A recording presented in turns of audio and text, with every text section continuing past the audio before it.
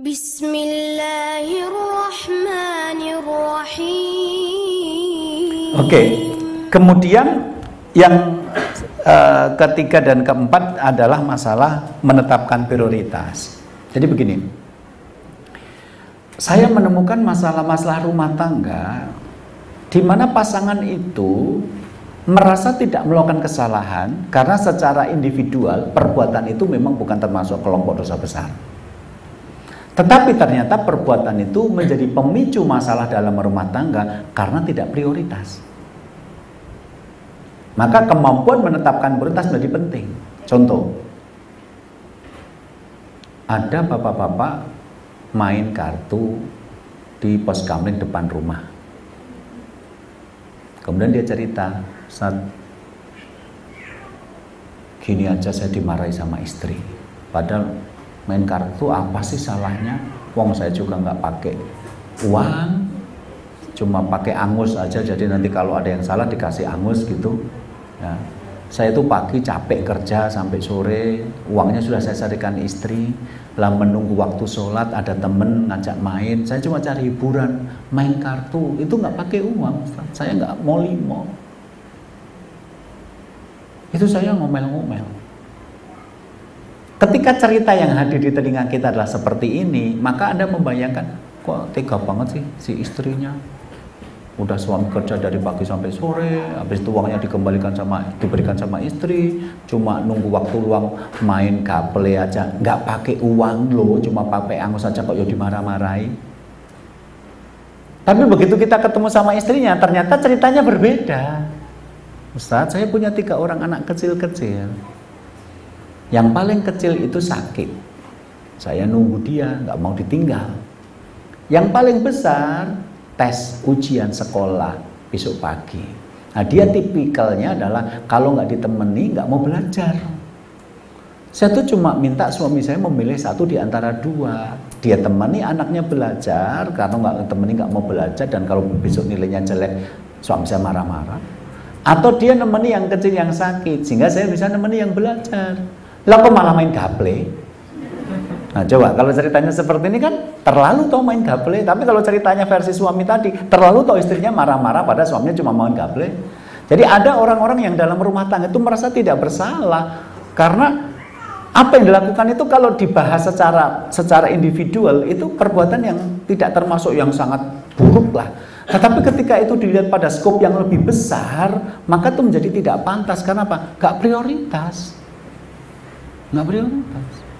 Habis sholat subuh tidur lagi, emang salah? Enggak, yang saya tuh yang habis sholat subuh bunuh tetangganya, itu yang salah itu loh. Habis sholat subuh nyuri ayam tetangganya itu salah, habis sholat subuh tidur lagi. Sebenarnya nggak ada masalah, malah tetangganya aman dari kejahatan dia kok. Tapi kalau anaknya 3 mau berangkat sekolah, nyiapkan sarapan, nyiapkan baju seragam, mempersiapkan mereka mandi, itu berat loh. Saya punya seorang teman, anaknya 6. Itu kalau malam-malam kayak gitu nanya, besok pagi mau sarapan apa? Dan ternyata 6 itu juga 6 yang disebutkan. Yang satu suka kuah, yang satu nasi goreng. Yang nasi goreng ada yang pedas, ada yang enggak. Yang satu telurnya minta ceplok, yang satu mintanya telur dadar. Yang dadar minta satu lagi dirajang, diiris kecil-kecil kayak mie itu. Anda nggak bisa, pokoknya kalau Anda bisa alhamdulillah, pokoknya nasi goreng semua, misalnya gitu ya enggak apa-apa. Tapi kalau ada yang anak yang rewel, nggak bisa. Nah ketika istri ini sedang menyiapkan aneka macam, tadi nasi goreng saja harus 1 dulu, nanti diambil karena nggak pakai cabai, baru ditambah yang agak pedas sedikit karena ada yang suka yang pedas, itu udah repot. Terus habis itu lihat suaminya tidur, kan jadi masalah. Bukan persoalan tidurnya itu salah, tapi ini nggak prioritas untuk dilakukan. Jadi ada orang-orang yang dalam rumah tangga itu merasa tidak salah karena menceritakan kasus yang dia lakukan itu sebagai perbuatan individual, single. Tapi ketika itu dirangkai pada keutuhan rumah tangga, jadi nggak pantas kalau itu yang kamu lakukan. Karena apa? Menunjukkan kalau kamu tidak mengerti prioritas. Kemudian ini tadi menjaga keseimbangan ya. Jadi menetapkan prioritas termasuk yang tadi seni mengolah hati itu adalah misalnya ketika Rasulullah ada saatnya beliau marah, ada saatnya beliau cuma tersenyum, ada saatnya beliau membiarkan itu nanti berlalu dengan seiring berjalan waktu, ada saatnya beliau tegas, ada saatnya beliau meneruskan cara berpikir. Ketika meneruskan cara berpikir itu ketika Rasulullah ketemu sama istri beliau yang orang Yahudi itu, siapa? Sofia. Iya, Sofia Ustaz ya, istri Rasul yang orang Yahudi itu. Ketika Rasul datang kan Sofia dalam keadaan menangis. Kenapa kamu menangis? Diledekin sama istri Anda yang lain Rasul, dijelek-jelekin. Kenapa? Perempuan Yahudi. Coba kalau tetangga kita Muhammad KW2 itu ya, nah kan kamu Yahudi, terima saja nasibmu, kan begitu gitu loh ya, tapi Rasul tidak begitu. Coba nanti katakan kepada istri-istriku yang lain kalau mereka meledekkan, kamu tuh Yahudi bukan sebarang Yahudi, kamu Yahudi itu spesial pakai telur.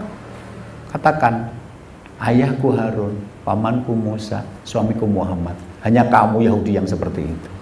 Jadi nanti kalau diledek istriku yang lain, kamu jawab seperti itu, mesti akan diam, karena mereka tidak mencapai derajat itu. Ayahku Harun, pamanku Musa, dan suamiku Muhammad. Jadi banyak orang-orang itu yang betul faktanya begitu, tapi coba bantu istri Anda, bantu suami Anda, anak Anda untuk melihat dari sudut pandang yang lain agar kemudian melahirkan kesimpulan yang berbeda. Kenapa sih saya diputus cinta sama dia? Allahu Akbar, kamu bersyukur sama Allah dong, kamu ditunjukkan dia itu ternyata laki-laki yang jelek. Kalau kamu nanti sudah nikah sama dia, baru dia berbuat seperti ini, kamu malah ruginya luar dalam. Terima kasih sama Allah, kamu diputus sama laki-laki yang seperti ini. Dengan sudut pandang yang berbeda, dia bisa menerima kejadian itu. Ya, bukan kok kamu diputus cinta sama dia, tega ya dia berarti padahal kamu udah berkorban habis-habisan buat dia, ya tambah merana kalau jawabannya begitu gitu loh. Kok aku diputus sama dia, alhamdulillah, harusnya kamu itu nggak nikah sama dia. Allah menunjukkan siapa dia. Jadi dalam beberapa kasus orang yang datang ke tempat saya katakan begini, Anda menderita karena kasus ini, atau Anda bersyukur kepada Allah karena Allah menunjukkan siapa sebenarnya pasangan Anda. Karena sebuah kejadian itu ada dua sudut pandang. Ini teguran Allah atas kesalahan yang pernah kamu lakukan, atau ini cara Allah menunjukkan kepada kamu siapa sebenarnya pasangan kamu itu. Nah, ketika melihat sudut pandang Allah menunjukkan siapa sebenarnya pasangan kita, dia menjadi bersyukur. Yang awalnya menyalahkan Allah itu. Nah, adapun menjaga keseimbangan, salah satu yang menarik adalah kisah Abu Darda. Jadi Abu Darda itu dipersaudarakan Rasulullah dengan Salman yang saya katakan tadi, perempuan dari Bani Laith yang dilamar Salman ternyata malah memilih Abu Darda jadi suaminya. Beberapa saat setelah peristiwa itu, Salman berkunjung ke rumahnya Abu Darda dan dia melihat perempuan yang pernah ingin dia nikahi itu mutabadalah, penampilannya enggak banget. Akhirnya dia menegur, Masya'nuki, ada masalah apa kamu? Kenapa kamu penampilannya seperti ini? Karena pada perempuan tuh aslinya kan pengen dandan. Wong kata mar'ah dan mir'ah itu kalau Arab gundul sama. Mar'ah dibaca mar'ah artinya perempuan, dibaca mir'ah artinya cermin.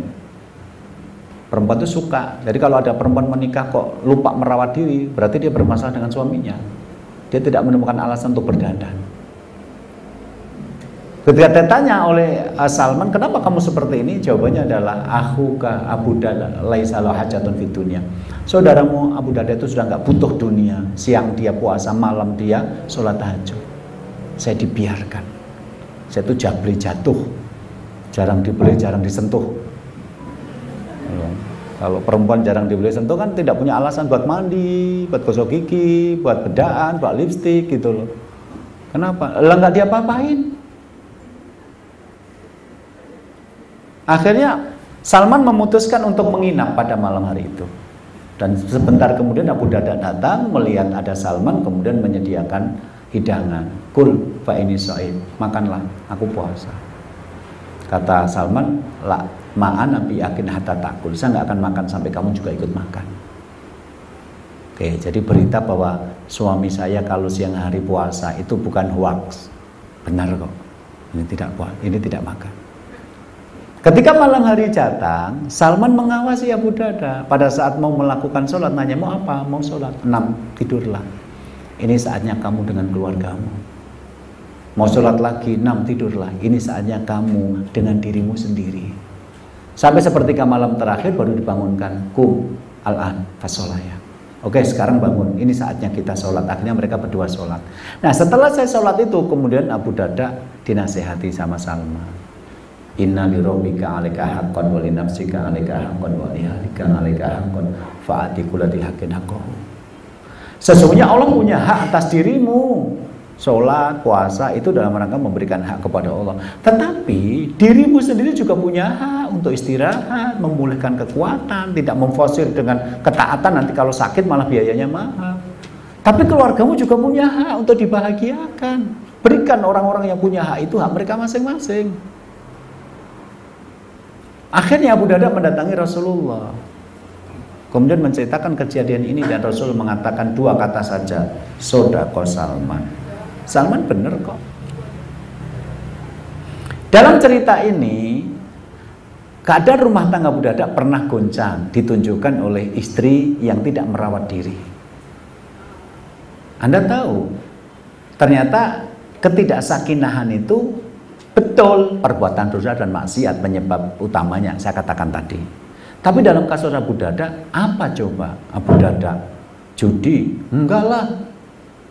Selingkuh? Apalagi? Minuman yang keras? Enggak kenal. Mancing aja enggak. Tapi kenapa rumah tangganya sempat bermasalah? Karena dia tidak pintar membagi keseimbangan.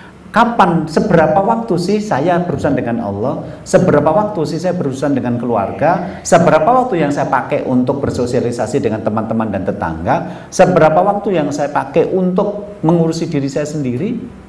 Ini ternyata tidak imbang. Jadi jangan mengira kalau punya suami aktivis namanya ikhwan, punya istri aktivis namanya akhwat, langsung sakinah mawaddah warahmah. Enggak lah. Kalau waktu untuk mencari majelis ilmunya kebanyakan sampai lupa nyari nafkah, yakin aja nanti bertengkar. Pengajiannya banyak, di rumah nggak ada waktu untuk anak, mau dinaiki anak jadi sapi-sapian nggak mau aja. Yakin aja nanti anaknya nggak dekat sama bapaknya gitu loh. Jadi keterampilan untuk membuat hidup yang seimbang, ada waktunya untuk berurusan dengan Allah secara spiritual, ada waktunya untuk bicara soal karir, ada waktunya untuk bahas tentang keluarga, ada waktunya untuk bicara dengan tetangga kanan kiri, teman-teman secara sosial. Gitu. Kalau enggak nanti enggak. Jadi kalau pandangan orang umum, kalau punya suami yang aktivis, istri aktivis itu nanti rumah tangganya langsung sakinah mawaddah. Enggak. Saya menemukan banyak yang tidak, karena setelah kita teliti tidak seimbang. Nah, kita belajar dari kasus Abu Darda tadi. Sholatnya bagus, puasanya bagus, tapi pada saat yang sama istrinya menderita.